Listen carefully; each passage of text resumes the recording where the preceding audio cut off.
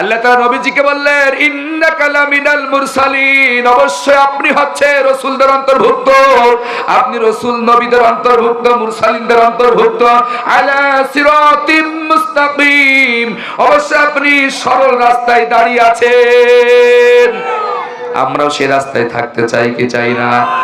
আমরা সোজা রাস্তায় হাঁটতে চাই না বেকার রাস্তায় হাঁটতে চাই? সোজা রাস্তা বাদ দিয়ে যত রাস্তা তোরা আছে জাহান্নামের রাস্তা, ঠিক কিনা? এই জন্য আল্লাহ তাআলা বলেন ওয়া কানা যালিকা আলাল্লাহি ইয়াসীরা। জাহান্নামের রাস্তায় যারা দাঁড়িয়ে আছেন তাদেরকে জাহান্নামে ঢুকানো, প্রবেশ করানো আমার দ্বারা বড় কঠিন না, বড় কষ্ট না, এটা বড় সহজ কাজ। বলেন ঠিক কিনা? এই জন্য প্রিয় কুষ্ণাবাসী, ফিরে আসো, আর কোরআনের বিরোধিতা করো না, আলেম ওলামাদের বিরোধিতা করো না, নামাজ রোজার বিরোধিতা করো না, আল্লাহর কোরআনের দলে ফিরে আসো। যেই প্রশ্ন করা হবে তোমার কবরে, যেই প্রশ্ন করা হবে তোমার কবরে, কবরে তোমার নেতা নেত্রী বাঁচাতে পারবে না, পীর সাহেব বাঁচাতে পারবে না, বক্তা বাঁচাতে পারবে না, হুজুর বাঁচাতে পারবে না, তোমার কবরে কোরআন বাঁচাবার জন্য হাজির হয়ে যাবে। কোরআন আসবে কবরে তোমাকে হেফাজত করার জন্য। সেই জীবন্ত কোরআন আমাদের মাঝে আছে না নাই?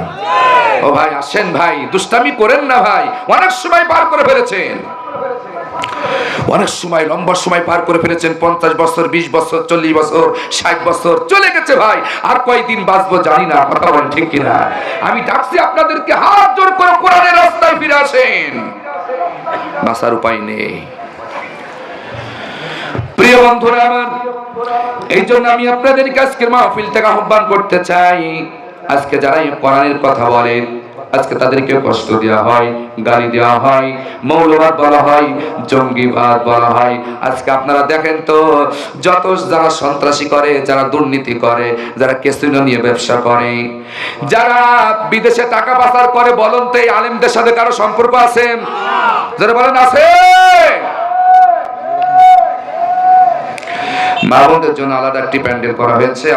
আপনারা ছোট প্যান্ডেল করছেন কেন?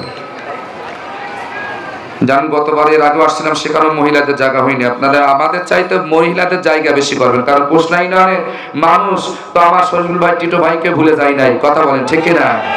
এরা জানে এই সমাজে এখনো আলেমরা আছে, কোরআন আছে, কোরআন প্রেমিক মা বোনেরা এখন আমাদের সমাজ আছে, কথা বলেন ঠিক কিনা?